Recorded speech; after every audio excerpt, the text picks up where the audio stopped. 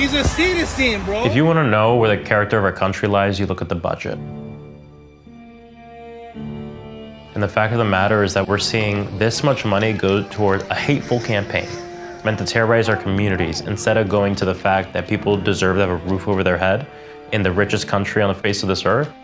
I introduced Make Housing Affordable, Defend Democracy Act because I wanted to tackle two major problems: housing affordability and the $175 billion slush fund for ICE and CBP. When I was about 3 years old, a developer ended up buying up the neighborhood we lived in Orange County, and my parents were forced to move. I ran for office at the state level after seeing as a physician over and over again my patients having to make really impossible decisions about whether they pay their rent or they get the chemotherapy. We have renters and people who qualify for Section 8 vouchers who are on waiting lists for years and they cannot get a voucher. I lived in a place called Winter Park in my district. There was a rent hike moratorium that was in place because of COVID. Once that was lifted during my campaign, my rent went up 33% in a month.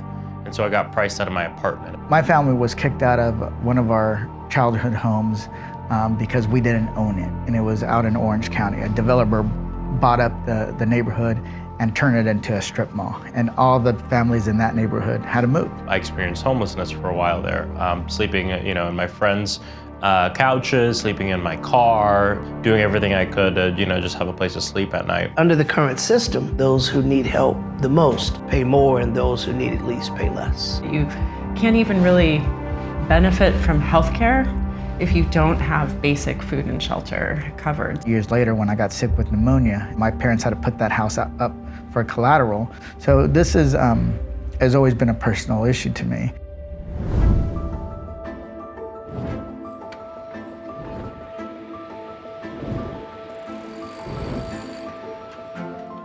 That $175 billion cannot stand. It allows Trump to create a national police force out of CBP and ICE that does whatever he wants, whenever he wants.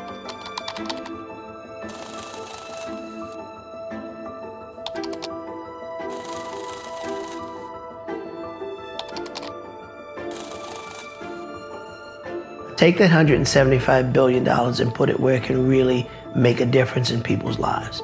Put it into housing programs, and you watch what the economy does. You watch what strengthening neighborhoods do. $175 billion investment in housing. Renters could get the support that they need to be able to afford to pay rent in a city like Phoenix, Arizona. We could turn empty lots or old abandoned buildings into new housing opportunities. $175 billion across this country could supply down payments for all the first home buyers. You have ICE, that is just a completely rogue operation terrorizing communities across the country. You have private prison companies making billions of dollars on our detention centers. We have to prioritize our budget in a way that really focuses on people and their futures and not scapegoating of populations like immigrants and refugees. It would mean truly affordable community-based housing. Housing should be a human right. If we don't push back, then this will get worse. This money being in place is too dangerous.